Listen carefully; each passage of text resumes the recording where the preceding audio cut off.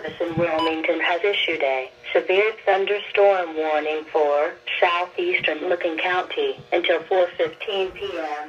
At 3:54 p.m., radar indicated a severe thunderstorm located near Brownsville, moving east at 40 miles an hour. Storm hazards include winds to 60 miles an hour, penny-sized hail. The severe thunderstorm will affect mainly rural areas of southeastern Licking County, including Brownsville, Grady, and Toboso.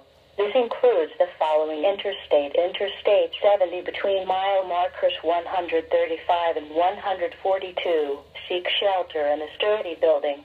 Stay away from windows and doors until the storm has passed. To report severe weather, go to our website at weather.gov/ILN and submit your report via social media when you can do so safely.